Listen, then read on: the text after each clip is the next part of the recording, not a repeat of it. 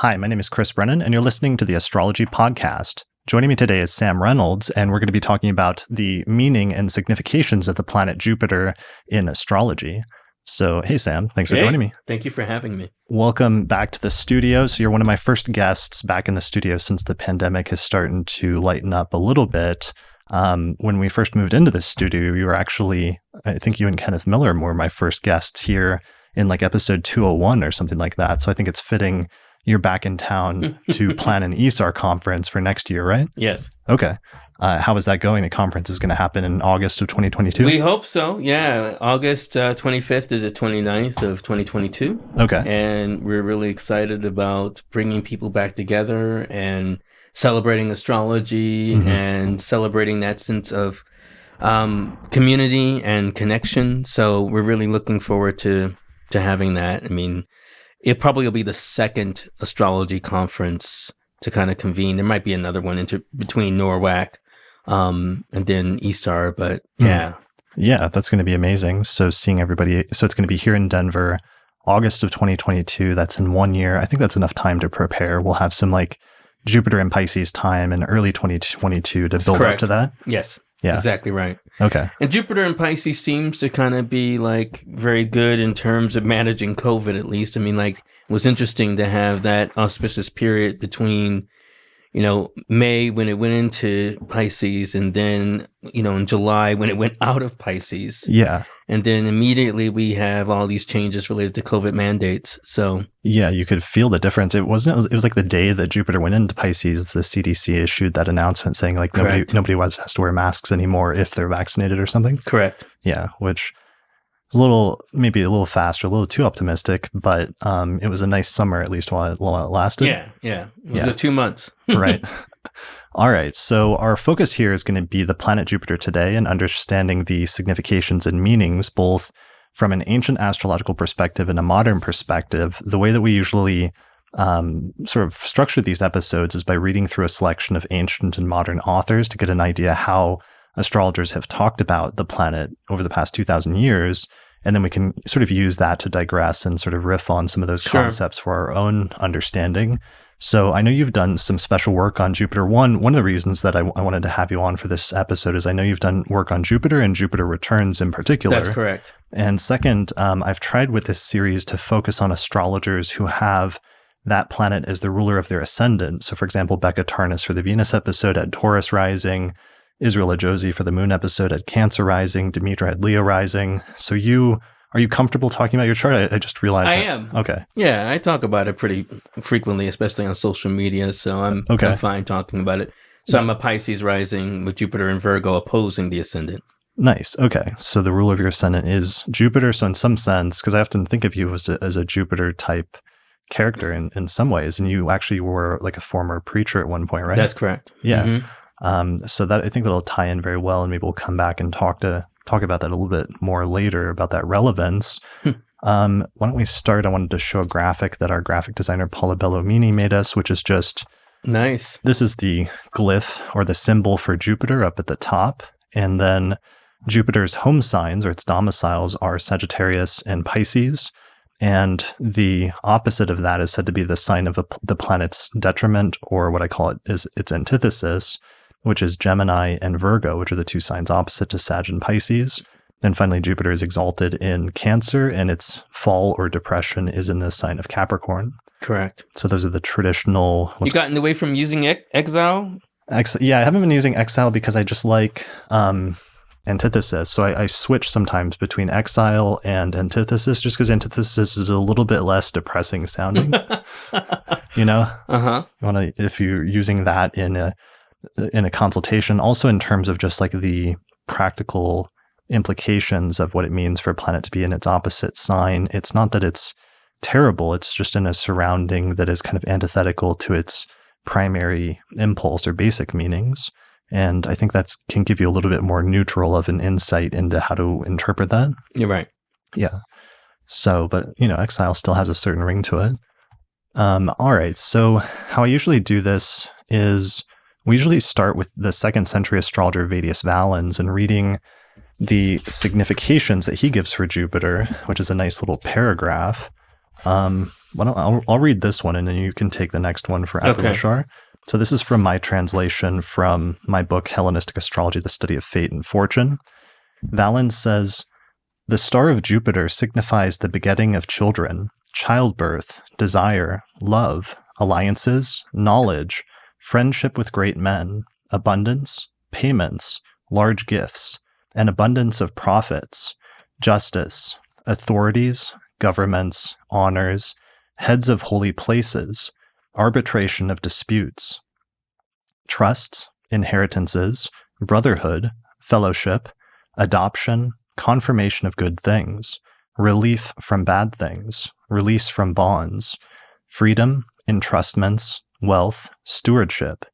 Of parts of the body, he is lord of the outer thighs, the feet, for which reason it also produces running in athletic contests. Internally, it's lord of semen, the womb, the liver, parts of the right side of the body. Of substances, he rules tin. He's of the diurnal sect, gray and mostly white in color, and sweet in taste." So that is Valens on Jupiter. So, that's almost 2,000 years ago now. Many of these significations are relatively straightforward and traditional. There's some that are a little bit different or that have changed in modern times. But, Jupiter, what is our fundamental starting point is probably that Jupiter is the greater benefic primarily, right? So there's the benefic planets, Jupiter and Venus, and there are the malefic planets, Mars and Saturn, and Jupiter is said to be one of, if not the most positive planet from a traditional standpoint. Correct. So it traditionally is given very positive or sometimes very lofty type significations of like all that which is good in the world in some sense. Yes. Yeah. So in terms of Jupiter and its sort of benefic status, what are some of the things, or where do you usually start when you're first teaching students about this planet, what its basic meaning is and what its significations are? Grandness, I think, and not just grandeur, because that can also have its negative connotations, but obviously, many people start thinking about Jupiter related to the common expression expansion. But when you think about growth, I also think about different other qualities related to, what prompts us to kind of be noble, in terms of the aspiration toward even what becomes greater. So I think really Jupiter in terms of, things related to knowledge, how we reach and have a capacity for reaching for more, really, or even, because I usually use some images when I talk about Jupiter. I show an image of a guru. I show an image of what looks like a spiraling case. I think many people have used this image.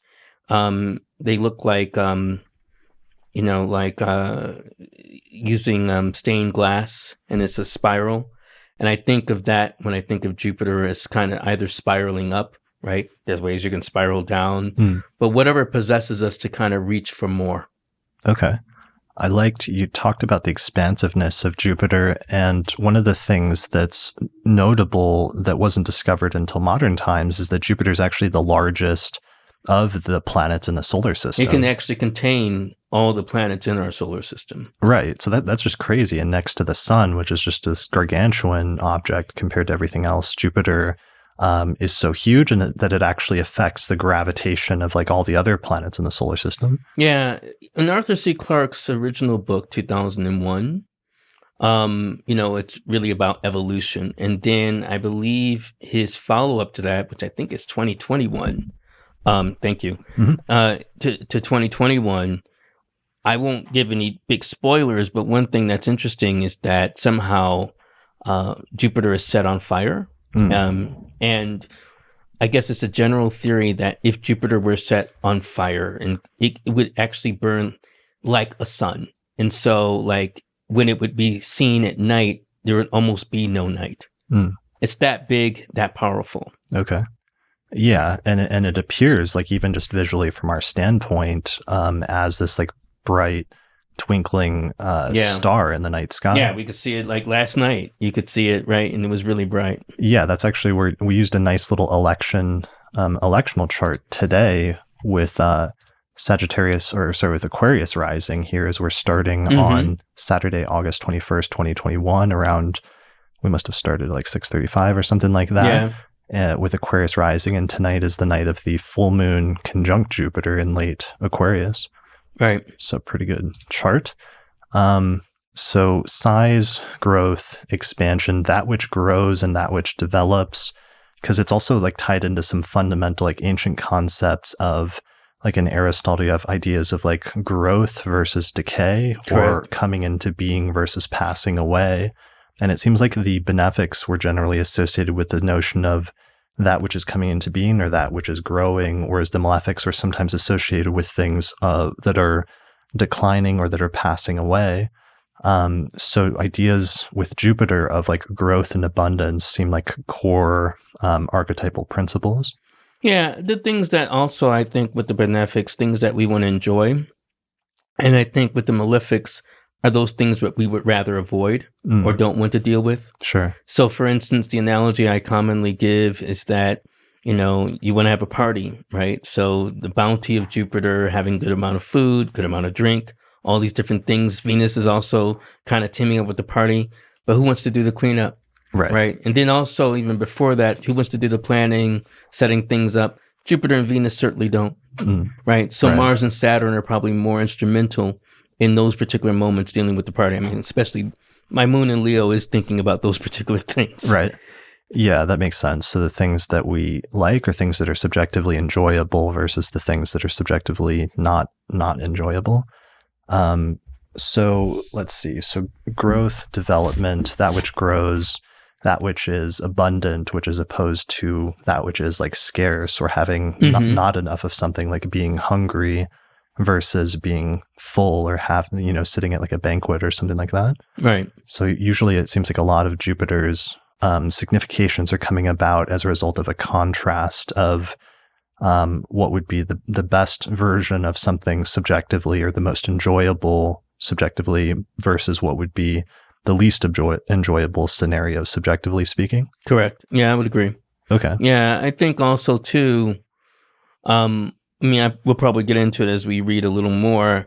Some measure of my understanding of Jupiter comes from my studies of Kabbalah, which is in terms of the Western occultic tradition, specifically from Zev Shimon ben Halevi, who also was Warren Kenton, who we just lost last year. I would say his take on it was looking at chesed. Chesed is more the sense of mercy. It's also where we get the idea of the Hasidim, right, in terms of Hasidic Jews. And so the quality of mercy, generosity, graciousness, I think those are also Jupiterian traits. And when we say mercy, it's kind of those where you receive a sense of grace, a moment of grace, generosity, either from the cosmos or from another person. Right, because generosity like comes out of a spirit of like goodwill and good doing, which is interesting because that's actually almost a direct translation of the original Greek word for benefic, which means good doer. It's like someone who goes about doing good things, and that's opposite to, let's say, a more Saturn principle, which can sometimes be like stinginess or wanting to withhold and wanting to be sort of have a closed hand about something like, let's say, financial things, versus Jupiter's impulse is to spend and to just give freely. Correct. Okay. Yeah, I agree. So that can lead to things like generosity, donations, and other types of good doing. Yeah, and that goes into something I guess we'll definitely get into when I start talking about Jupiter returns. I think of Jupiter as a match funder. He'll match you where you are. A match funder, the idea of a match funder is someone who will match what has been received by a particular organization or company. So if you've raised $1 million, that match funder will raise another $1 million or give you another $1 million as an example. So that way you have $2 million. So he'll match you where you are, which has positive connotations mostly. Who wouldn't want an extra $1 million if Jupiter's going to meet you there? But let's say you've not done anything, right? Yeah. Or you're not willing to do the work. Right. Then he'll match you with like, okay, then I'm not going to do nothing. Right? Yeah. So, I like that. And we'll get more into that when I've looked at Jupiter returns, because that was the eye-opening planet for me. And one of the things I want to say, probably first off, as we get deeper into Jupiter, it's been fascinating to kind of track, my career since 2008 when I started talking and looking, well, maybe it was even 2009, looking at Jupiter returns. And, you didn't know this, but it's even coming full circle. My first presentation at an ESAR conference was on Jupiter returns. Oh, really? Okay. Yeah, That's funny. right. What year was that? It was 2009 in Chicago. Okay. Nice. Yeah, Oak Brook, Illinois, specifically. And I'll get more into that because I know we'll probably venture into that. But after looking at now at this point, initially it was just scores of Jupiter returns. I would say now it's hundreds, if not nearly going more toward the thousands of Jupiter returns of various people. I got more into looking at and observing, Jupiter is more this match funder because everyone, and one of the things I kind of challenge and poke at when I get on Twitter is that a lot of people talk about Jupiter, even as the benefic, as always, it's going to be good luck. And your Jupiter return is going to bring good luck. Right. And that's not been my experience. I'm not saying he brings bad luck, but I think there's a more nuanced way we can understand how Jupiter works. And what's fascinating for me, Jupiter is not and wasn't my favorite planet, even though he's my ruler. Maybe I shouldn't say that aloud. Right. But, like a thunderbolt that comes through. Right. You don't love me? Yeah. But I think that's also part of my growth with Jupiter too. Is I think, especially with my ruler opposing my ascendant, it becomes this dynamic, this challenge by which to grow in my understanding of Jupiter.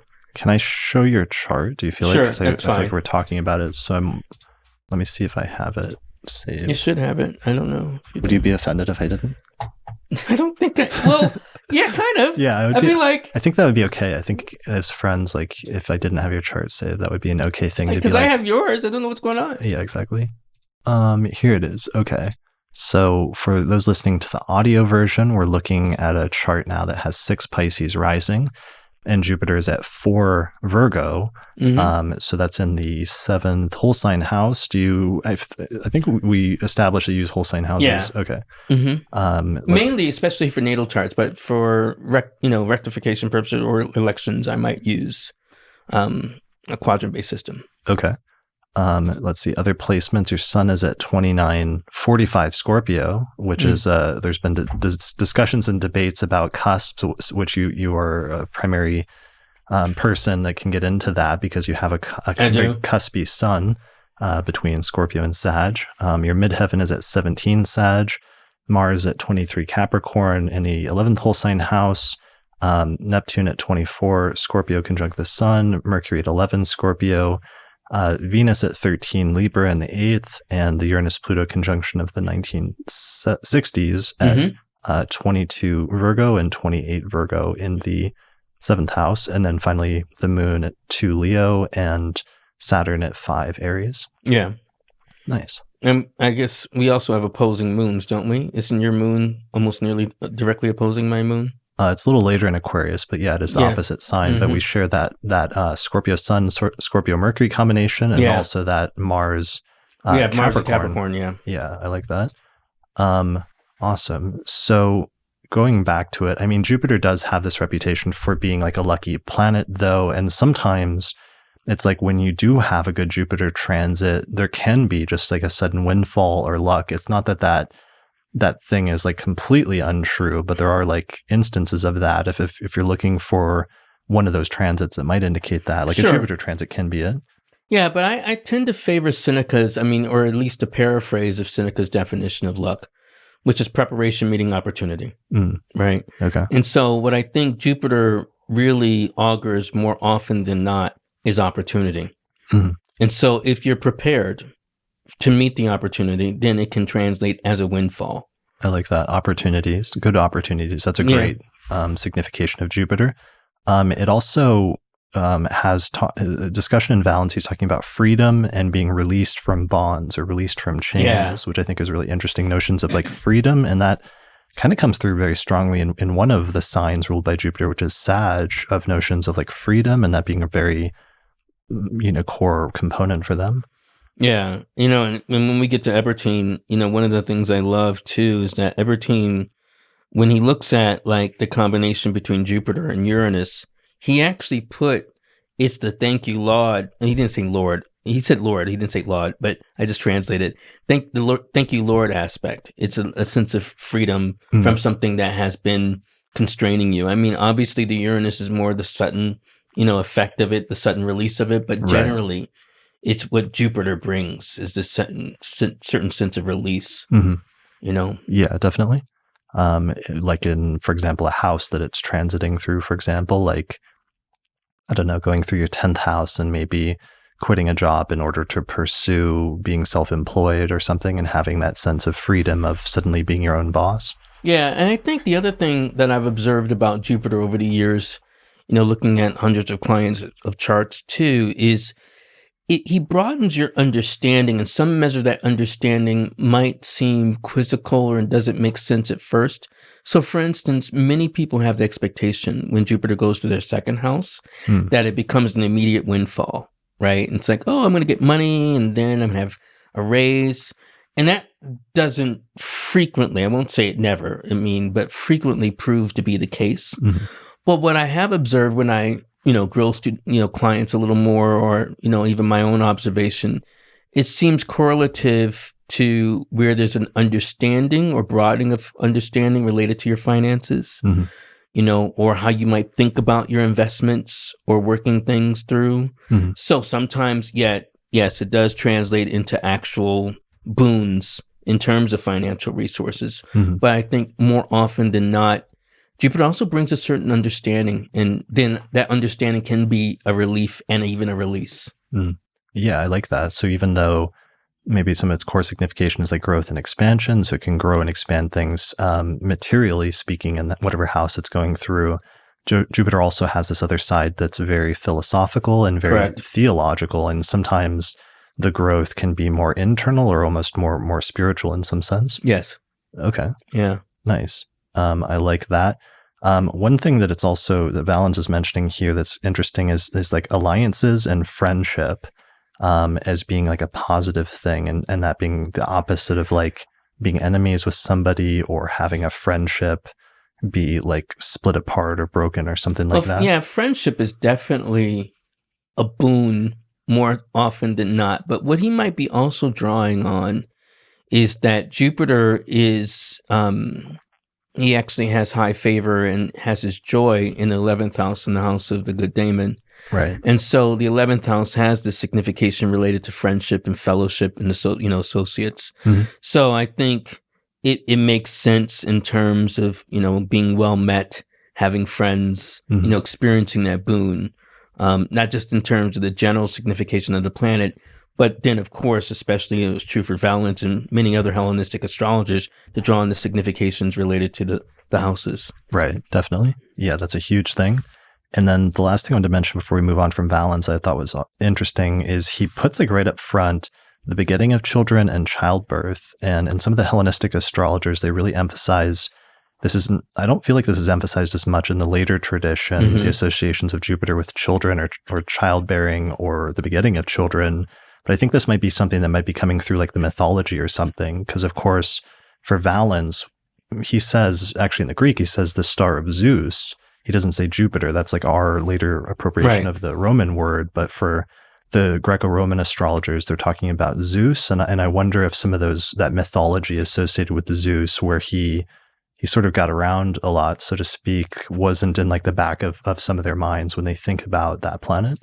Well, also, I think it's the classical mindset that was true even up until the 19th century, which is that children were wealth. One of the things that we can appreciate for those born in the 20th and then going into the 21st century is that the idea of children being their own person and personhood, that's still fairly new. More in terms of how people perceive children, maybe a little above cattle. I know that may sound brutal, but it's also the idea that, you had the expectation that children would help not only lengthen your line, but also even provide tangible support in terms of the managing of businesses, the managing of farms, all these different things. So to have children was actually to have wealth. Okay. Yeah. And the continuation of one's like legacy and family line. Correct. And lineage, as opposed to, let's say, the opposite of that would be like the end of one's lineage or family line, or not having extra people around the house to help with the burden of whatever the family work is or something. Yeah, exactly. Because then, it could bring wealth, not just in terms of the labor that children offer, but especially if you're going, depending on the culture, measures of dowries and different things associated, whether you had a daughter or whether you had a son. Okay. Yeah. So that's one thing we'll have to see if that continues or how long that continues. Yeah, it's interesting. Yeah. Some of the later ones. So let's move on to Abu Mashar. So this is from Ben's new translation by Ben Dykes. He just retranslated The Great Introduction to Astrology by Abu Mashar from the Arabic. Abu Mashar is one of the most famous astrologers from the 9th century. He was like a religious scholar who got in an argument later in life with the famous philosopher astrologer Al-Kindi, and Al-Kindi somehow got Abu Mashar to look into astrology, like baited him into it, which sounds like a very sort of Jupiterian type. And it was at his Jupiter return. Oh, was it? I think it was at his 4th Jupiter return. That's right, because he actually was, I think it was, but yeah, I'm pretty sure I read that either it was his 2nd, but it was during his Jupiter return. I never forgot that. Okay. Yeah. So he was a former religious scholar, and you can see that's come through sometimes with his writing, because he's famously very verbose. Like his books are very long and very wordy. So he actually has a very long excerpt here on the significations of Jupiter. Here's the cover of Ben's new translation of that. The great introduction. Nice cover from the Arabic. Do you want to read like part of this, or we can switch off? It's up to you. Yeah, I can. If I get tired, then I'll pass it on to you. But okay, I'm going to adjust this. All right. Did I move it? Okay, here we go. There. As for Jupiter, his nature is heating, wet, airy, temperate. He indicates the soul which nourishes life, animal bodies, children, the children of children, embryos, scholars, legal experts, making judgments between people, acting justly, verification, understanding, sages, the interpretation of dreams, sincerity, truth, religion, worship, modesty, piety, reverence, being God-fearing, unification, insight into religion, uprightness, endurance, and such a man will be praised and have a good reputation. And he indicates suffering, footnote, endurance and tolerance, zeal and sometimes recklessness, and haste will befall him, and endangering himself after his being unhurried and the endurance. And he indicates prosperity, success, defeat for all who resist him, dignity, leadership, authority, kings, the nobles and the mighty, the greatness of one's good luck, comfort and delight, a desire for assets and collecting them as well as exploiting them for profit, riches and the goodness of one's condition in luxury and wealth, and his spirit will be lucky in every matter, and his character good, and it indicates charitable giving, generosity, granting, being open-handed as well as boasting about it, being unrestrained in his soul, sincerity of affection, a love of leadership over the people of cities, and a love of those having importance as well as great people, and an inclination towards them and assisting the people in things. And he indicates the love of building and magnificent dwellings filled with people, insight into things, fidelity in one's commitments, fulfilling what one is entrusted with, being indulgent, fun, jokes, beauty, adornment, coquettishness, joy, laughter, and abundance of speech, eloquence of the tongue. Everyone who meets with him will delight in him, and he indicates an abundance of sexual intercourse, love of the good and the hatred of evil, making peace between people, commanding what is beneficial and forbidding what is detestable.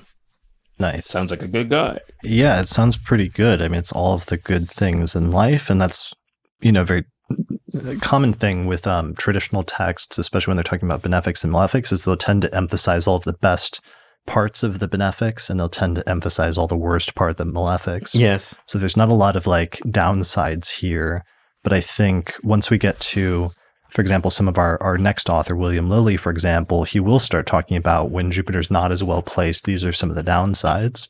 So right now, though, we're still primarily talking about what are the good things about this planet. So we do see some continuity with Valens. Mm-hmm. It is interesting, again, right at the top, he mentions children of children, but he also mentions scholars, legal experts, making judgments between people, acting justly, understanding sages, truth, religion, worship. So, and of course, for Abu Mashar, somebody living in the Islamic world in the 9th century and who was a religious scholar, some of those things are very much, intertwined in terms of religious and legal scholarship and things like that. Yeah. I mean, I definitely can relate, to some of that from my own personal story, which you indicated a little bit earlier. On Twitter, even just this week has been long, right? So you have to forgive me. I was talking about how I actually got into astrology, and I was talking about how it was kind of to shut up a Gemini who thought I was a Scorpio. Oh, right. You were a skeptic. I forgot about that. I was a skeptic. Nice. Yeah. So I thought I was, if I had to choose between being the arachnid and being the centaur, I was like, clearly I'm a centaur, right? I'm a Sagittarius, right? Right. So there's a debate because of your sun, whether you're Scorpio or Sag. 2945, right? Okay. In terms of that whole particular thing. Yeah. And how it relates to this, many of my, key episodes in my life, you mentioned I was a minister, but I also was a professor, had taught at a university, Temple, and also Community College of Philadelphia, and I guess at least one other college, vying for that. And so it seemed that dealing with the idea of scholarship, being involved in religion, and having an inclination toward those things seemed to match more the idea of the Jupiter-ruled Sagittarius. What's interesting, though, and I tell students this, and this is why it's important to kind of look at the chart rather than just go with what I call signology, where you just kind of read based on memes and different things and understanding of signs. Right. That, I have a Sun Jupiter square. I have Jupiter as the ruler of my ascendant opposing my ascendant. So, and then I have a Sagittarius midheaven. Yeah. So all these things kind of contribute to some of the things in terms of testifying to my life experience, what I see related to Abu Mashar and what he talks about. Yeah, as well as like a almost stellium in the 9th house, right? With the Mercury. Yeah, well, 3 planets. It depends on how you want to define stellium, but but sure. I would say that. Are you a four planet stellium person? No, I am not. Okay, you're a 3 planet person. I am 3 planet. Got it. Okay. Yeah, I think 3 is enough. yeah, 3 is a crowd. Yeah, but I would say and then I forgot to mention even the 9th house sun. So I think there's a couple different ways you can look at it. But when Abu Mashar goes into that, it's interesting. Also, it's interesting in terms of Ben's translation. There's one particular word that I wonder, and I don't know because I haven't seen the original the Arabic. There's a word that's used, from my studies of the Quran called sabr. And sabr means perseverance and patience, or patience through perseverance. And so that also goes along with the grace and graciousness that one can receive, ideally in the Muslim sense would be from Allah, but in the general sense, regardless of your religious background or spiritual background, Jupiter kind of also signifies that as something Abu Mashar really highlights. And one thing that's also interesting that I think people should take careful note of, in the modern sense, Venus has become related to the idea of wealth and money. Mainly through some aspects of the astrological alphabet, kind of relating Venus to the 2nd house, which relates also to Taurus. But classically, it was Jupiter. Right. Jupiter was really the measure by how we talked about people having money. Yeah, the wealth and abundance, and especially material abundance planet. Correct. Yeah. And I like, that talking about like scholarship, but also religious scholars, heads of holy places. But one of the things is just ideas of not just contemplation, but also and philosophy, but also people who are highly educated and people who have deep wisdom or knowledge about a topic and are very knowledgeable. And that goes back sort of to use the term like the guru, or the idea of like a spiritual advisor who is very well educated and very knowledgeable about higher matters or matters that are, sort of deeper or more metaphysical in some sense. Yeah, I think Jupiter, I have this graph I made where I kind of divide the sun and moon, and then I talk about the sun related to the idea of aspiration, and then the moon related to embodiment.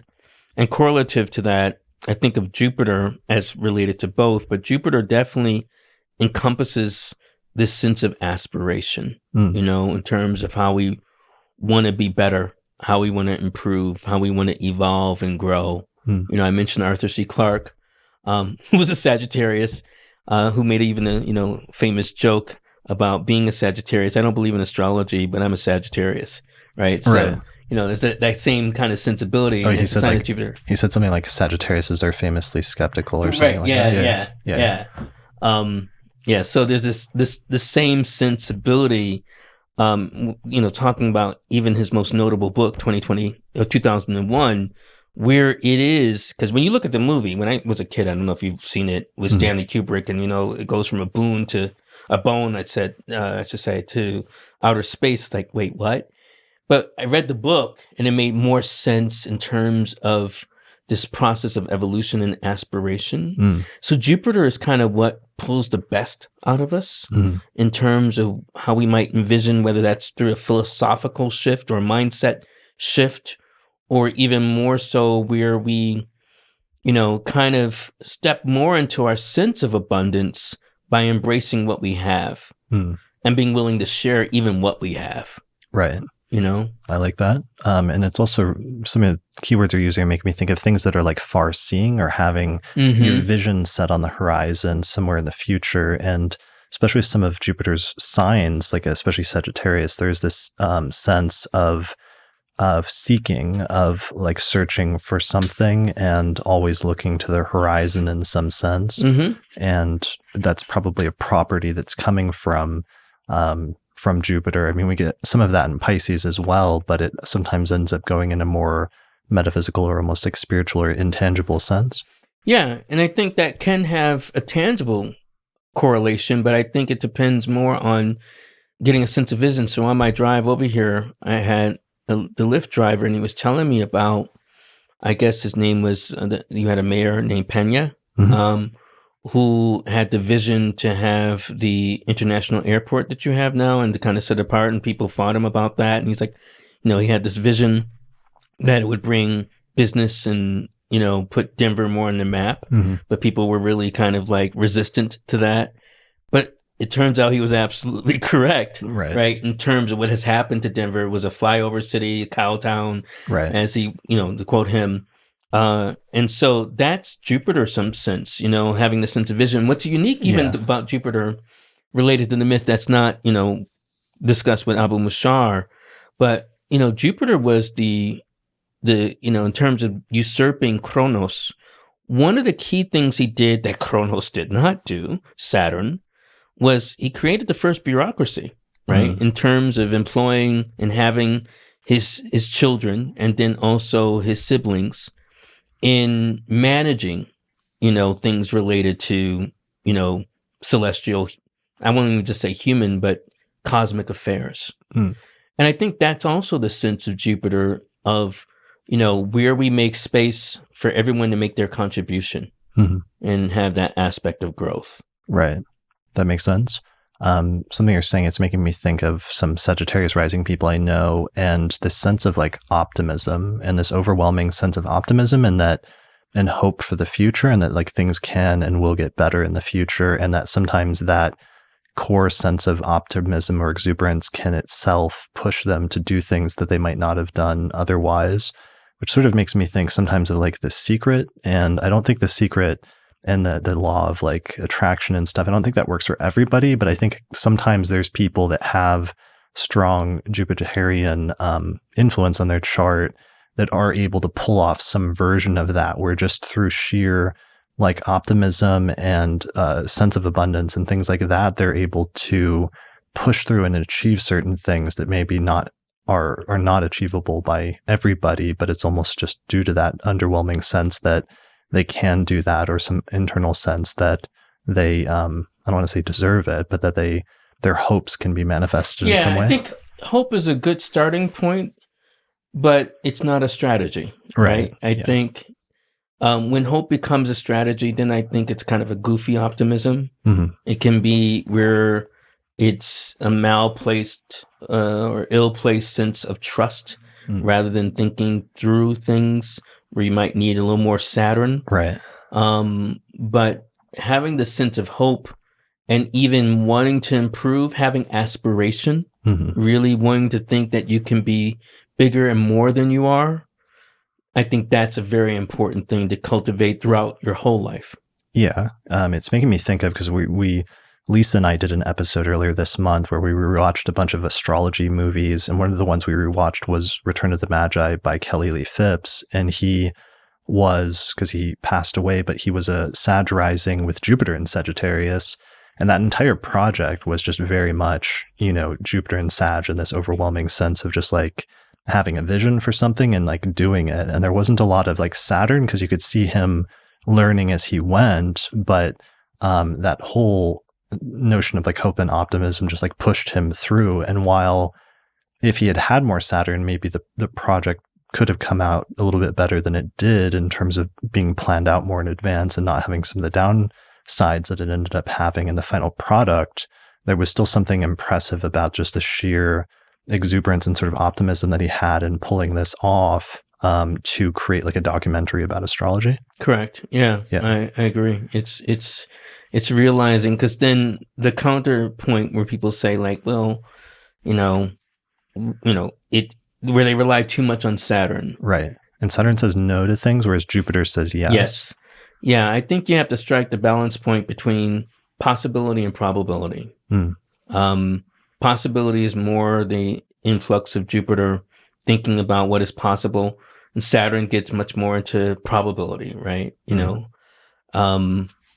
This is where, as an idea, even though he's not a Jupiterian per se, like we can think about Barack Obama, where we can go along the level of, he saw a possibility in terms of being president and didn't pay as much attention to the probability, right? But then he defied the probability. Yeah, well, and he's a Aquarius rising with Jupiter in the first house. Oh, that's right. That's true. Yeah. So that's a really good one, because his initial campaign slogan was "Yes, we can," as well as that like iconic campaign poster that just said "Hope" like below it. Like those are both very Jupiterian, very Jupiter and Aquarius type sentiments.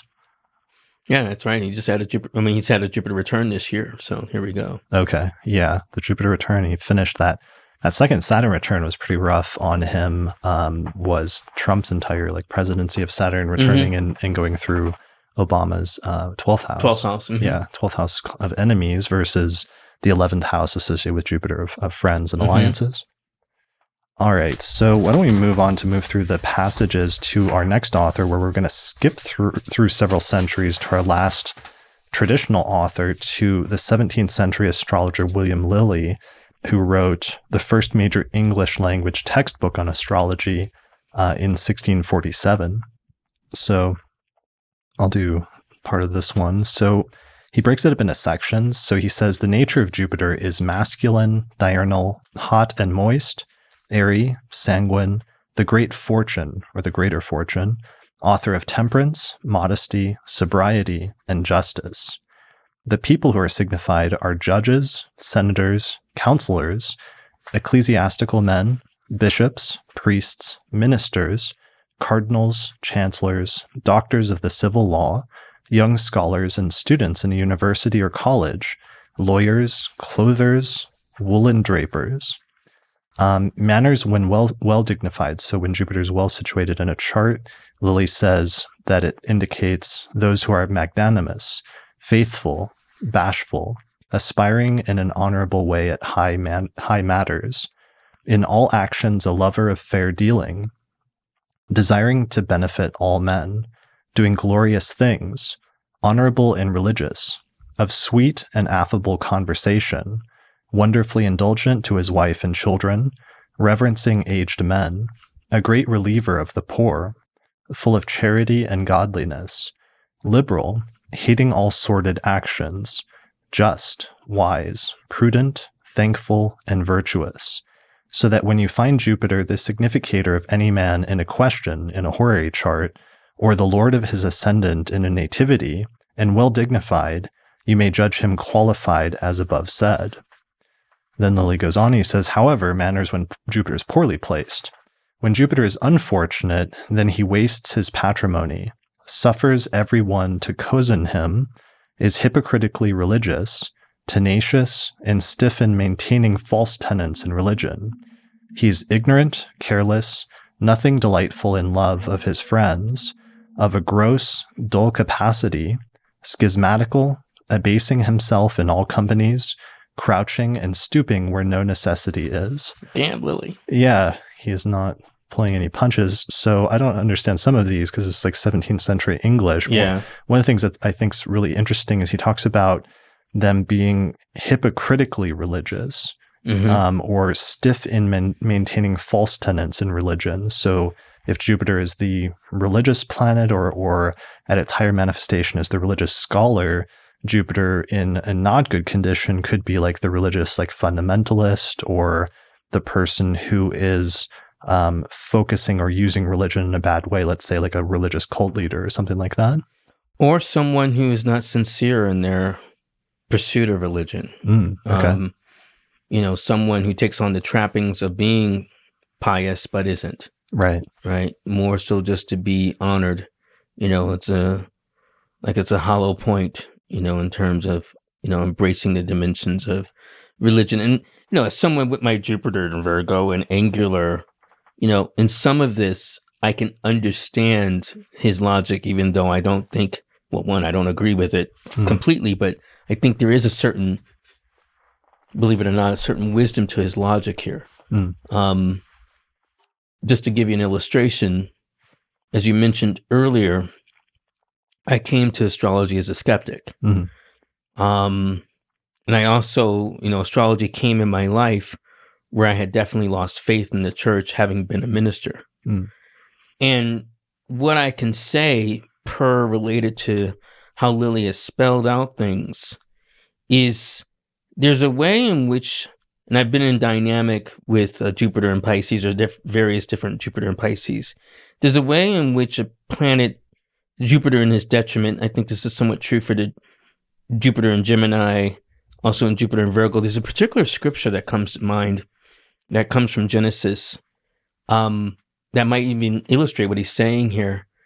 The snake in the Garden of Eden says to Eve, "Yea, hath God said," right? Which is more so like, yeah, God said this, but is it this, right? There's a way in which you want to get into the nuances of interpretation. Like, is this true?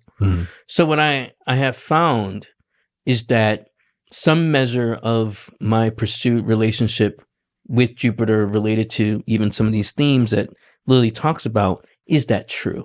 How do you know it's true? Right. Now, I think the folly is if you just stay on the level of just questioning or not being sincerely invested or interested, then it can become hypocritical or just, kind of superficial and not really kind of finding more the depth in it. But if you are willing to open your heart, some of the things that are also related to Jupiter, I think then, as well as kind of going toward an open mind, I think then that detriment can learn a much more honest and maybe even a more in-depth way in which to appropriate Jupiterian themes. Right. I like that you're using the word truth, and that's a good Jupiter signification. A core signification is like truth, and people with a prominent Jupiter seem to be those who search for the truth in all manners of being, but sometimes end up focusing on one particular area where they try to find and achieve truth. And then it's interesting that leads to some of the other side significations, like judges, who are literally people who decide what's true and what's not, and apply like the law in, ideally at least, in a just way. Right. Yeah. Yeah. I think, and then going along with what you said, or even, intimated initially, I also was a zealot, right? I was one of those people you would have hated probably in high school. It's like, do you know Jesus is your personal savior and Lord? Right? Right. It's kind of my thing, and pass out tracts. So there's that particular person who becomes so beholden to a certain sense of truth. Maybe that's even, termed stiff in maintaining false tenets in religion. Yeah. Where you become so beholden to a certain rigid sensibility of it that you lost the spirit of the law and just more the letter of the law. Or there's like an Italian saying, another astrologer, Margherita Fiorello, told me once, is the passion of the convert. Like there's nobody who's more passionate than the person that's just recently converted to some new religion, because it's like somebody that grew up in it or has been around it for a long time. It's sort of like they've maybe had time to mellow out a little bit and see some of the positive sides, some of the negative sides, but the recent convert, the new convert, is somebody who is just like, dead set on spreading that, and that this is the truth, and that everybody should take part in that, and everyone should know the truth and wants to share that with everyone. Correct. Yeah. Yeah. That's, I think, and that's, when we study more of some of the classical astrologers and thoughts, and thinkers and how they think about things, and Lilly is definitely along that. There's definitely a way in which they may frame things in speaking of rigid, very key terms. So like if you have like your Jupiter in Gemini or Virgo and you go like, wait, am I all these things? Right. Yeah. And if you internalize that and you kind of go like, well, yeah, I'm schismastical and abasing myself in all companies, and I still don't know what he means by crouching and stooping where no necessity is. Yeah, I'm not sure what that means either. But I mean, he does say when unfortunate. So let's say it's not just, because it's not just a sign placement, but also like sect, like Jupiter is going to be more benefic in a day chart, and it's going to be a little bit more restrained in its beneficence in a night chart. Or in the house it's in, if it's in the 6th house or if it's in the 6th or 8th or 12th, that's going to be a more challenging position for Jupiter potentially. That's fair. Versus one of the good houses like the 11th or the 5th, or even in terms of what Lilly would consider fortunate or unfortunate, is it bona fide or maltreated by other benefics or malefics? Like, does it have a hard opposition from like Mars in a day chart, or Saturn in a night chart, for example, which could indicate a more challenging Jupiter placement, versus does it have a nice like trine from Venus in a night chart or something like that? Yeah. Yeah. That's fair. So, okay. So this is Lilly. Why don't we keep moving forward? Do you want to go 100 years, nearly 100 years into the future? Yeah, from that time. We're going to jump forward from 1647 to 1940. The German author Reinhold Ebertin, who wrote The Combination of Stellar Influences, which is very short and concise, but it ended up being very influential on later English authors like Rob Hand and Richard Tarnas and others. So I thought he would be a good source. In a whole school of astrology, I mean, in terms of the cosmobiological school, or Uranian, or now what is it called? Symmetrical astrology? Right. All right. So principle, harmony, law, religion, psychological correspondence, the urge to expand or extend, enlargement, ownership or possession, satisfaction, harmony, justice, constructive inclinations, optimism, a social sense, moral and religious aspirations, the faculty to survey the whole.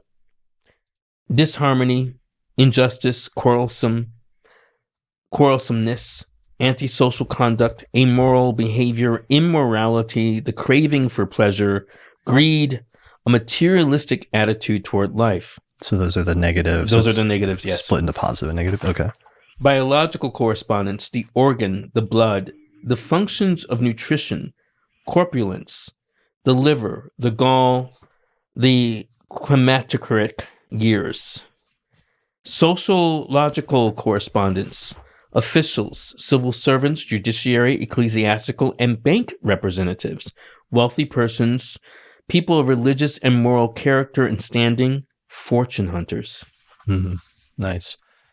Okay. So one of the things he mentions right at the beginning, again, just getting reiterated, because even though we're now in modern times, there's obviously a lot of carryover here, but he mentions law, and I wanted to touch on that for a second, because I think that's really interesting when you think about it more deeply, because oftentimes these days when we think about law, we think about something that's kind of oppressive or like that you might get in trouble or something like that. But I think that when they talk about law, they're talking about that versus lawlessness, or versus like, they're talking about law in a sense of keeping society well ordered, and in a society where things run well and work out for the best, so that there's justice and there's peace. And then they're contrasting that with, let's say, like the Roman, like the sack of Rome in like the 5th century or something like that. And then just like a city being destroyed and there being complete lawlessness and anarchy and no justice and no peace or anything like that. I think that's where they're going when they talk about Jupiter in the sense of like law. Maybe. I mean, I wouldn't disagree with that, but one thing I think about as the basis for law is philosophy, right? And that there's an argument, and we see this more in the creation of law, and then whether we're talking about in terms of legislature, or we're talking about this on the level of, I wouldn't say more in regular courts, but maybe along the line of the Supreme Court. What's interesting about the law is formulated based on, codas and particular laws that have been ratified, mainly by legislatures. And then by virtue of how you look at the nuances of the law, then you could talk about precedents. Right. And then we look at those different sequence of precedents to make an argument that go before a court that can adjudicate, what that might mean, which is what we always are dealing with when we talk about SCOTUS. Right. We go to the Supreme Court. That's a really good point, though, because the different Supreme Court justices are often divided about what their philosophy is, and that motivates like why they go one way or another oftentimes. Correct.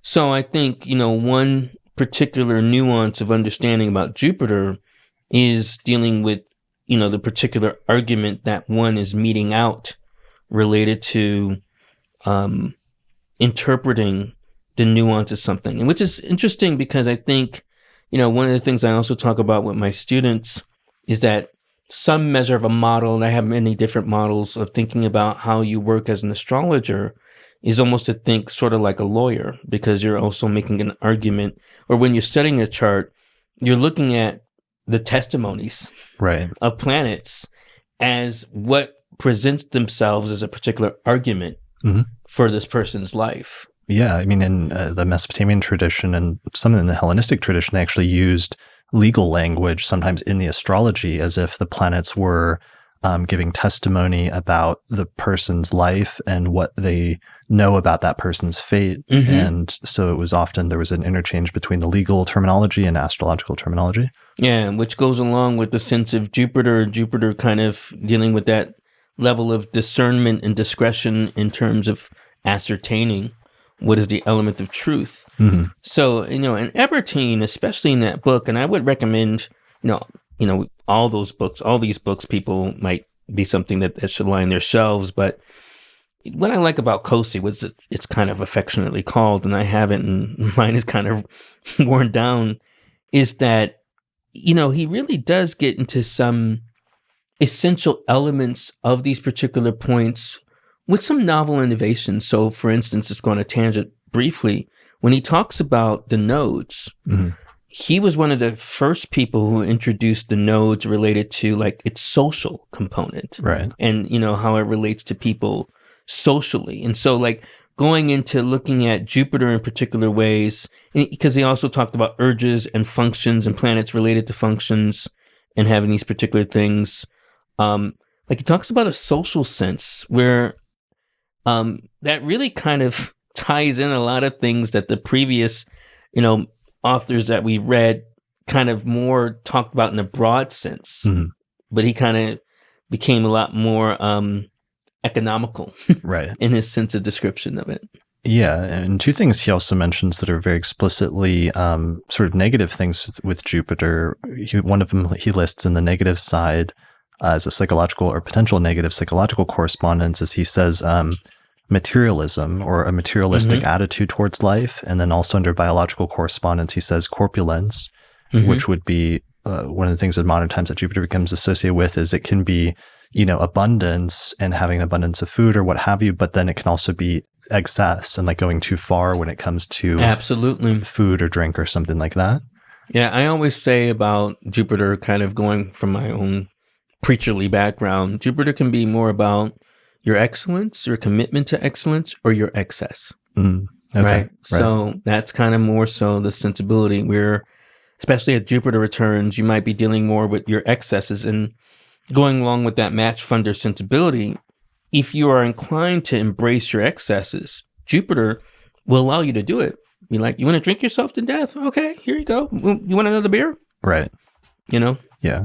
But if you kind of translate that, going back to, as an example with Barack Obama, he announced his candidacy at his Jupiter return. He was 47 going toward his Jupiter return. Okay. And, one of the things that comes up about, him, especially he was going toward his fourth Jupiter return, is kind of dealing with this idea of going toward his excellence, defying odds and being willing to be, the president of the United States as, a Black American. Mm-hmm. I think that's a significant idea of, dealing with the Jupiterian impulse to go more toward your excellence. And one of the things that's interesting about his campaign is versus some of the other campaigns that have come later, is that he ran a very disciplined campaign. I mean, that was one of the things anyone who just studies campaigns, regardless of their particular politics, will say that he ran a very disciplined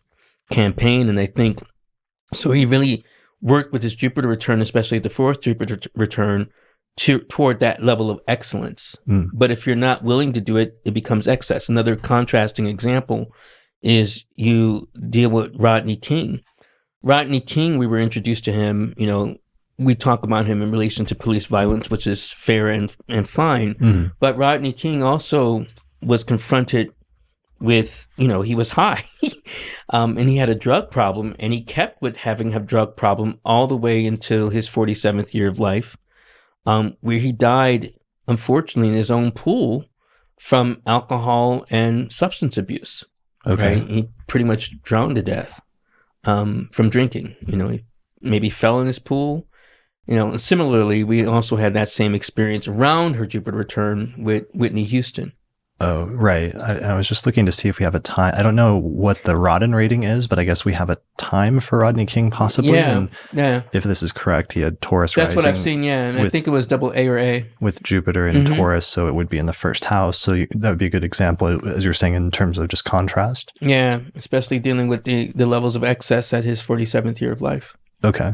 So that's one of your things, is looking up those Jupiter returns and what happens when Jupiter gets activated, and are they able to exercise the more constructive Jupiter function, or does sometimes the downsides of Jupiter sort of run amok or get the best of them? Yeah, okay. That's exactly right. And I still have been working on a certain taxonomy where I think it becomes more important at different Jupiter returns. I mean, obviously, right. And just to clarify, Jupiter comes back every 11.8, 12 years. Yeah. So it really can happen more so at your 12th year of life, roughly.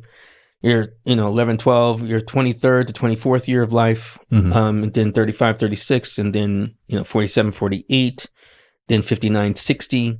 And so on. I mean, the big thing about the 5960, the fifth Jupiter return, is that that's the only return where it falls roughly on the heels or close to the Saturn return. Right, the second Saturn return. Yeah, the second Saturn return. So, I mean, it is a significant moment.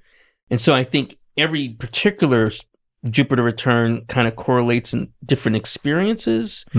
Not just different experiences, but different imperatives, I might say, because you're at different stages of life. So how you might deal with your second Jupiter return is going to be different as you might be dealing with your third Jupiter return, which kind of is also similar. Similarly, what happens is that you also will, around that time, around your birthday, you will have a Mars return, roughly between 35, 36. Okay. Right. So I think there are these particular points where you have to kind of adjudicate how you're willing to embrace, again, that commitment to excess or dealing with your commitment to excellence. Right. Arete, right? The idea of where you're dealing with your finest gifts. And that's one of the things I've come to think about. I don't know if Ebertin gets into that in terms of talking about it that way, but and it's interesting. It says the faculty to survey the whole. I often think when we talk about Jupiter, we talk about the graciousness, and we've talked also about the generosity, but it's also respecting what you've been given and what gifts you have, and how you're willing to share those gifts with the society that's made you. Yeah.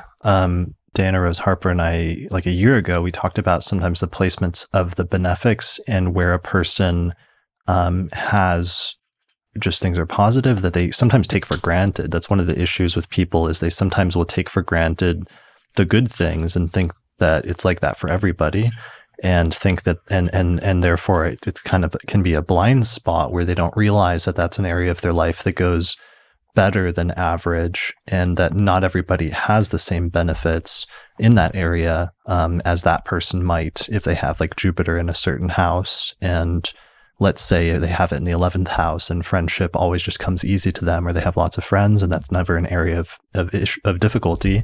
Or the 4th house, and let's say their parents were both there and were relatively positive influences in their life growing up and what have you. Or, you know, relationships, 7th house, let's say the person has never had an issue with relationships, or that's really just not an area where they've had many difficulties. I'm trying to think there's a word and it's like escaping me. I'm trying to think of that we talked about that's just like something that a person can take for granted that is a benefit. Yeah. So Jupiter returns become a key time to contemplate, which is a good Jupiterian word, and become aware, or where you might be willing to display your gifts. And it gets nuanced. I mean, one of the things I'll say about Rodney King died maybe a month before his book was scheduled to come out. And what really does kind of stand out about that is that, you know, he had been working on his life. He had been working on, you know, wanting to share his gifts, but it was also difficult for him to shake his excesses, his ghosts. Okay. So that's kind of also the nature. And like I said, I've been collecting different cases for years. One of my other favorites to talk about is Kevin Spacey. Kevin Spacey actually was at his 5th Jupiter return, or his 5th Jupiter-Saturn return, but with 2nd Saturn return, but 5th Jupiter return, that kind of dual return, where the story broke about him and Anthony Rapp. And why that's significant, you know, in terms of, just for a second, giving him his props. When I say giving him his props, not just as an actor, what's significant about what was happening in Kevin Spacey's life at that time, he had just become president of the United States on his show, House of Cards. Right. And why that's significant, and we tend to forget this, House of Cards was, I believe, one of the, if not the first show on a streaming service that, one, became very successful and then introduced us to the idea of essentially not just streaming, but binge watching a particular show. So it becomes this leader of a whole new movement in television. So at the moment where he could have had like his crowning, that graciousness of Jupiter, where he had demonstrated his gifts, because he was actually very instrumental in producing and getting that show out. Because he hadn't dealt with his excesses over the last number of years, probably between his 2nd Jupiter return going toward his 5th Jupiter return, it caught up with him. And the net result became, rather than the moment that would be about his excellence, it became about his excesses. Right. In terms of abusing people. So we need not just Jupiter, but we also need Saturn sometimes to balance things out. And sometimes that's the positive or constructive function of Saturn. Correct. All right. Let's move forward, because I know we're running out of time, to our next author, which is Stephen Forrest, in his 1988 book, The Inner Sky. So Stephen says, the function of Jupiter is the maintenance of faith, the development of vitality and confidence, the lifting of spirits.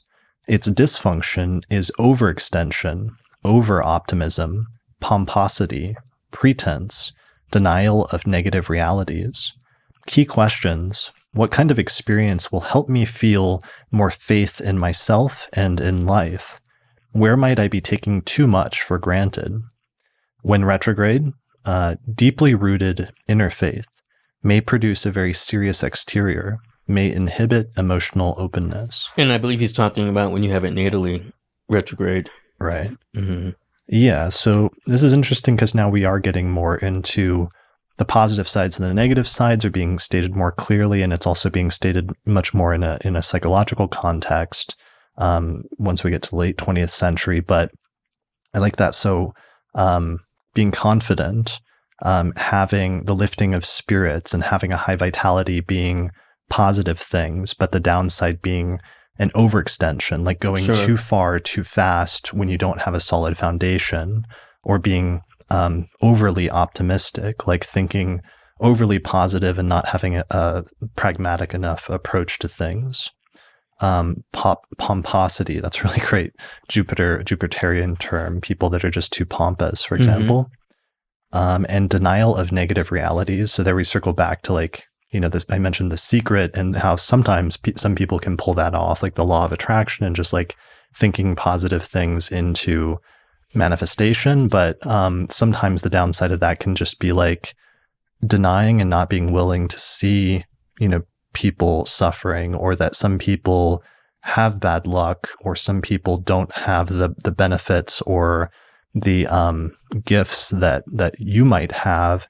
And that's not necessarily because they're not being optimistic enough, or that it's their fault in some way or something like that. Yeah. You said a mouthful there. I mean, one of the issues I have as an astrologer thinking about the law of attraction and The Secret is that this is going to be like an hour-long digression.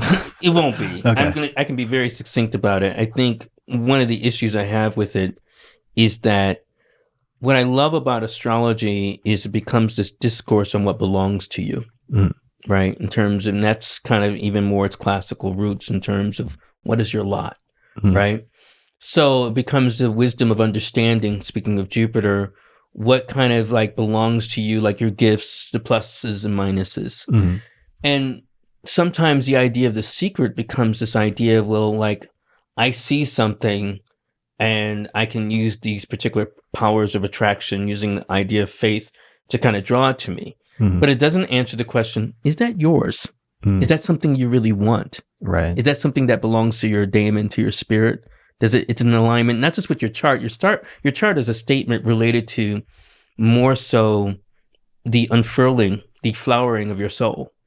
So, you could be like longing to kind of be a peony, right? When you're a rose, right? And so I want to use the power of attraction, the law of attraction, to draw this particular thing to me, not realizing that you may be along your own particular path that's very different than what you're trying to draw. Right. Not evaluating the reasons why you're trying to draw this particular thing in your life.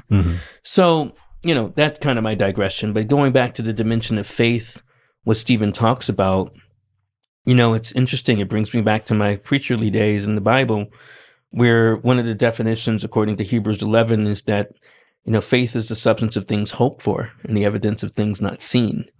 So I think that does relate to, and ties in beautifully many of the themes that we talked about with Jupiter. Right.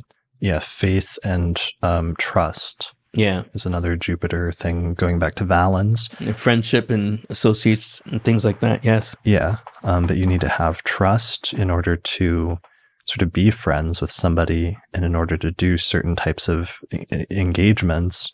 But also faith is an interesting thing in terms of what that can allow people to do when they have faith in something. They have belief, and a belief that it's going to work out for the best, or work out well for some reason that may not be tangible, but they believe that in some way. Yeah, we were just talking about this, I think it was Tara All who was quoting Christine Skinner. We were talking about wealth, which relates to the dimension of faith in this particular sense, because Christine Skinner apparently said at a conference like that you do have some measure of wealth if you are here at this astrology conference, right? And again, she's not making the statement like you have to be wealthy in order to attend an astrology conference. But I think she was making the better point that, to be able to have some measure, you have to appreciate the luxuries you do have. Right. Because there's some people who could never dream of having the luxury of being able to go to an astrology conference or go and take some time off to do something, to pursue something that is more of a leisure for them. So I think that may not necessarily manifest as an astrology conference, but maybe it manifests in your life as, being able to have your Saturdays and Sundays off, or, so I think it's important to kind of appreciate, especially when we're talking about Jupiter and what, in terms of honoring some of the things that Stephen's talking about here. Privilege. That was the term I was thinking about earlier that I couldn't think of, that Diana and I talked about a lot. But privilege, knowing and identifying your areas of privilege and where you have that, but it's often something that's a blind spot because people take it for granted. Exactly. Yeah. Yeah. Nice. And Jupiter, and this takes us back to Valens, right? Because that's one of the things that he really gets into, in terms of honors, heads of holy places, all these particular people. I mean, it was aristocracy, which I think also is continued by Abu Mashar in terms of, talking about that. But privilege doesn't just have to be on the level of like you're born to aristocracy. Right. Yeah, it can come in like many different forms, especially depending on what houses your benefics are placed in, for example.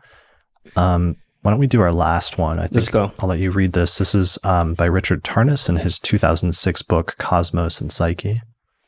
The principle of expansion, magnitude, growth, elevation, superiority, the capacity and impulse to enlarge and grow, to ascend and progress, to improve and magnify, to incorporate that which is external, to make greater wholes, to inflate, to experience success, honor, advancement, plenitude, abundance, prodigality, excess, surfeit, the capacity or inclination for magnanimity, optimism, enthusiasm, exuberance, joy, joviality, liberality, breadth of experience, philosophical and cultural aspiration, comprehensiveness and the largeness of vision, pride, arrogance, aggrandizement, extravagance, fecundity, fortune and providence, Zeus, the king of the Olympian gods.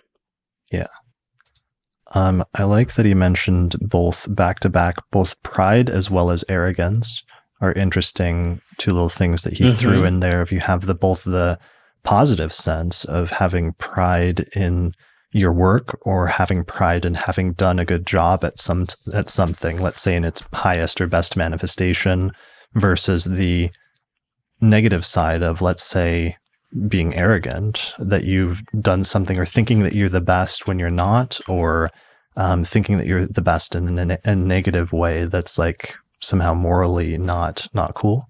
Yeah, and this is a caution, I think, that comes from the ancient mindset related to the benefics, and particularly to Venus and to Jupiter, because they can become so bright, especially Jupiter, as we're seeing right now in the night sky.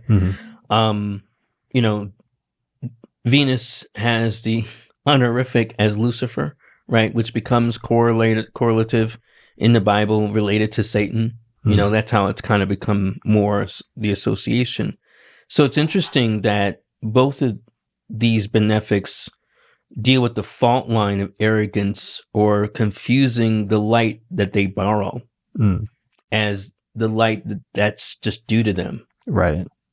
So sort of like you confusing having, let's say, material benefits with that being indicating that you are a good person, or that you're somehow... You deserve it. Yeah, you deserve it, or that you're superior to somebody else because you have, let's say, whatever this benefit is in this area of your life, when in fact that's not necessarily like an inherent quality, or not necessarily something that you've done that you necessarily deserve per se. Yeah, and this is where we get into some measure of the ancient mindset, because we were dealing with the notion of divinity and divinity giving us things, which relates to really the power of grace. Being able to receive something from something that's larger than yourself, rather than it's just due to you, whether that's also due to your quote unquote karma, or, how you've kind of dealt with, your previous lifetimes, or something that's due from your family, or like you just mentioned, your inherent quote unquote goodness. Right. Yeah. Okay. So, and Tarnas is using all sorts of words like expansion, growth, elevation, superiority, magnify, Some great words. advancement, abundance, plentitude, excess.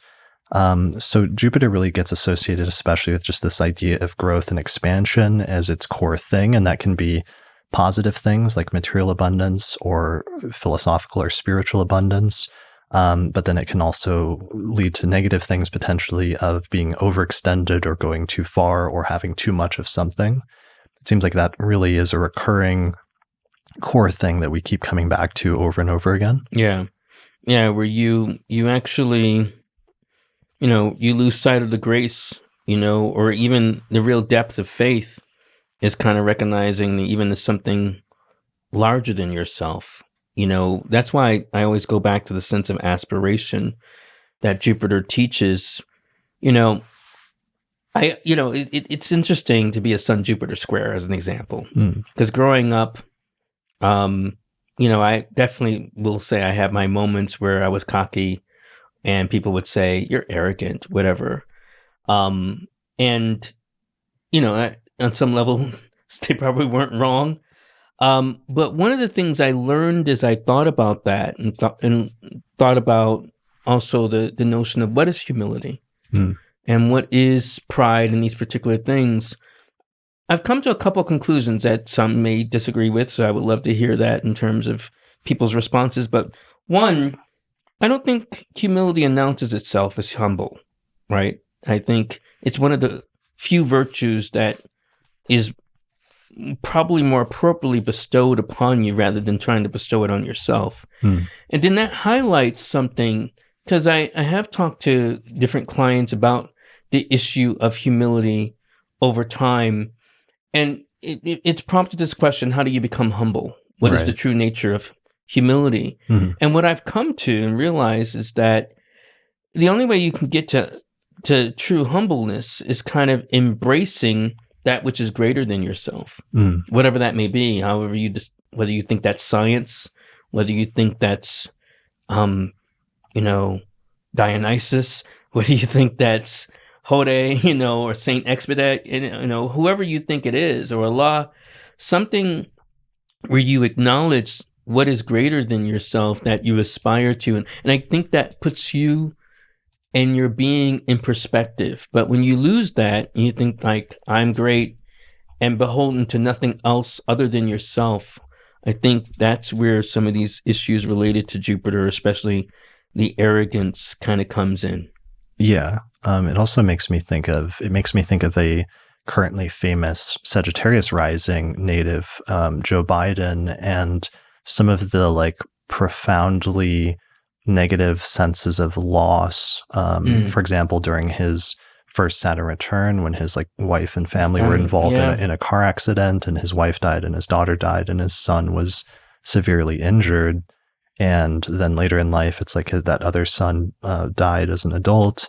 But sometimes having a profound sense of loss or suffering can sometimes instill a sense of being able to have empathy for other people. And there's some people that never develop that sense of empathy if they've never had that experience of pain or suffering, because if you've only ever had success or abundance, sometimes it's easy to have a blind spot surrounding that. Sure. And the other traits that we could say that President Biden has, faith. And I'm not just talking about religious faith, because I can't evaluate, his faith related to being Catholic and his faith in terms of the tradition, but, to become the oldest, installed president, I think is a statement related to faith. And I got to be honest, I didn't think he was going to become president, when he first announced. I was like, oh, come on, Joe, go home. But he had faith and persevered. And I think maybe even from that sense of loss, it wasn't just privilege or it's my time, it's my turn. It was recognizing that he could match that level of aspiration. Right. Or feeling like a sense of duty of this needs to be done, or a moral sense of this is what is best for the country or whatever. Obviously people are going to disagree, just like listening to this, in terms of that and different like moral positions and whatever his motivations were. But it's interesting. I was just showing his chart. He's a Sag rising with Jupiter in Cancer in the sign of its exaltation in the 8th whole sign house. So there's a lot there that we can go into, but just what you were saying made me think of that sometimes, that Jupiter can be really positive in indicating, success or abundance or growth in a certain area of a person's life. But then the downside can sometimes be a blind spot if that's all you ever have is like growth and abundance and fortune or good luck in that area. And you're never hit by the opposite, that's what really humbles people, is being brought down low sometimes by an event outside of your control that, you can't do anything about. Right. It kind of conditions, more the Saturnian sensibility of endurance, in terms of having that greater sense of faith. Yeah. Are there any other natives that you think of that you commonly cite as like good Jupiter examples?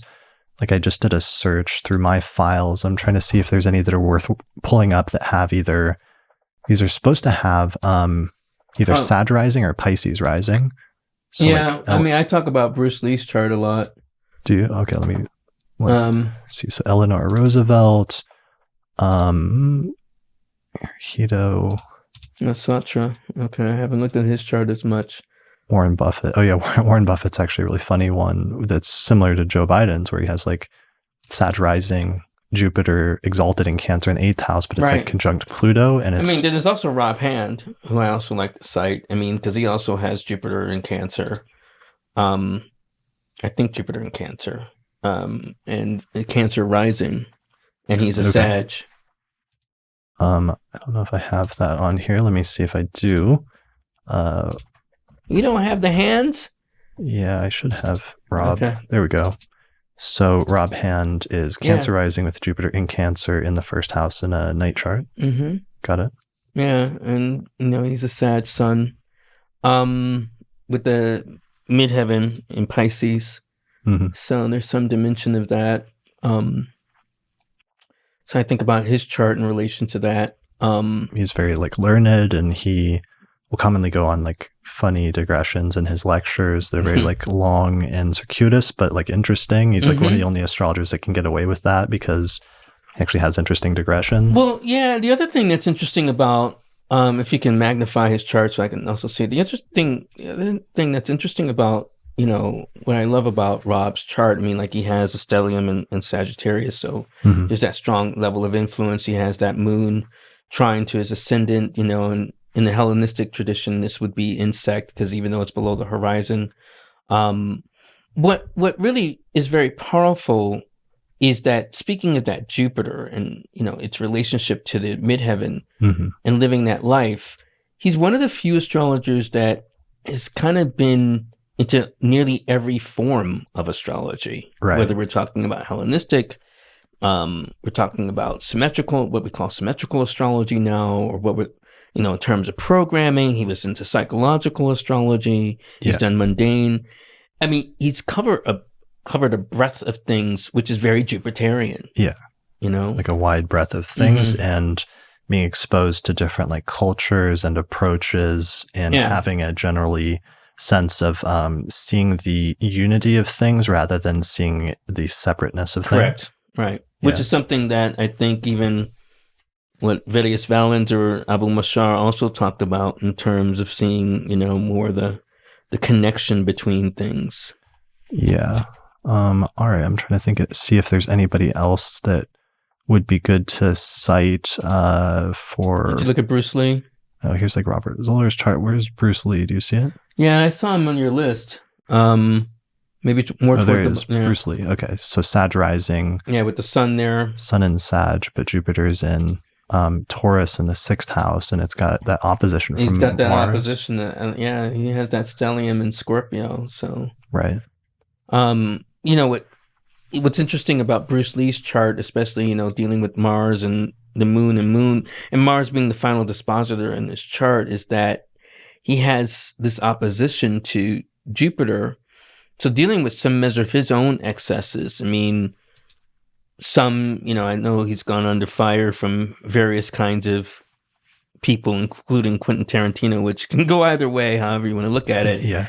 But, he also had his own excesses. I mean, he definitely was deemed as someone, even by other Chinese masters, as arrogant, defiant. But he was also a sifu. He was a teacher, someone who really cultivated the idea of not just seeking, but wanting to broaden the horizons. Like even just looking at his birthplace, one of the things that surprised me as I looked more into his history, he was born in San Francisco, even though he grew up in Hong Kong. And he was definitely he had a very profound, strong allegiance to China and Chinese culture, but he also wanted to bring that to the world. So It's an interesting kind of combination in terms of even capturing that opposition with his Jupiter, being Jupiter ruled. Right. All right. I'm looking through, there's like other ones that we could go through, but ironically with this episode, this will probably be the shortest of the planetary series because we have to honor Saturn, and we've got to get you to a dinner with other conference organizers here that's starting in about 15 minutes. Yeah. Where can people find out more information about your work? And you have your primary website, right? Yeah, my primary website is unlockastrology.com. They can write me at unlockastrology@gmail.com. On Twitter, I am now Unlock Astrology, right? I used to be SF Reynolds, but and on Instagram, I'm SF as in Fred Reynolds. And yeah, I would say for people to subscribe to my newsletter because then they'll get information about upcoming classes. I will be beginning classes on Nitty Gritty 1, which is more beginning classes in October, probably late September of 2021, and then also going toward Nitty Gritty 3, which is more advanced, dealing with horary and electional astrology. Nice. Around that same time frame, but right now I'm finishing up with 2 and 3, which is more intermediate Nitty Gritty 2. And then I'm honored to be speaking for the Twin Cities NCGR on September 18th. And so they could, Google and find the website for that. And then the virtual NCGR conference in November. Okay. So I will be presenting with that with various other notable astrologers. So I'm excited to participate in that as well. Nice. And then the big one is going to be the ESAR Astrology Conference in August of 2022. Yeah. Are you doing NORWAC next year? Yeah, I am. Okay. Yeah, I don't know what talk I'm doing, but I also will be at NORWAC. So that means you'll also be speaking in Seattle in May of 2022. That's correct. Excellent. Those are both going to be amazing conferences. I'm looking forward to that. I'm looking forward to seeing people in person. Yeah, in person, right? This has been great, just to kind of reconnect. I mean, I know that it's still a touchy time, right? But I think, we'll weather the storm. Yeah. Well, this has been thanks for coming back and being my first guest back in the studio. Thank you for having me. After the pandemic and after the dark times have hopefully started to ease up a little bit. And this has reminded me what that's like. So I'm looking forward to returning back to normal. So thanks for doing this. Thank you for having me. Yeah. Thanks everybody for watching this episode of the Astrology Podcast or listening. Thanks for your support to all the patrons, and we'll see you again next time. See you soon. Special thanks to all the patrons that supported the production of this episode of the podcast through our page on patreon.com. In particular, thanks to all the patrons on our producers tier, including Nate Craddock, Thomas Miller, Catherine Conroy, Christy Moe, Ariana Amour, Mandy Ray, Angelique Nambo, Sumo Kopic, Issa Sabah, Jake Otero, Morgan McKinsey, Kristen Otero, and Sanjay Srihari. For more information about how to become a patron and get access to bonus content such as early access to new episodes or private subscriber-only podcast episodes, go to patreon.com/astrologypodcast. Special thanks also to our sponsors, including the Mountain Astrologer magazine, available at mountainastrologer.com, the Honeycomb Collective Personal Astrological Almanacs, available at honeycomb.co, AstroGold astrology software for the Mac operating system, which is available at astrogold.io, and you can use the promo code ASTROPODCAST15 for a 15% discount. The Portland School of Astrology, available at portlandastrology.org, AstroGold Astrology app for iPhone and Android, which is also available at astrogold.io. And finally, the SolarFire astrology software program for Windows, which you can get from alabe.com, and you can use the promo code AP15 for a 15% discount.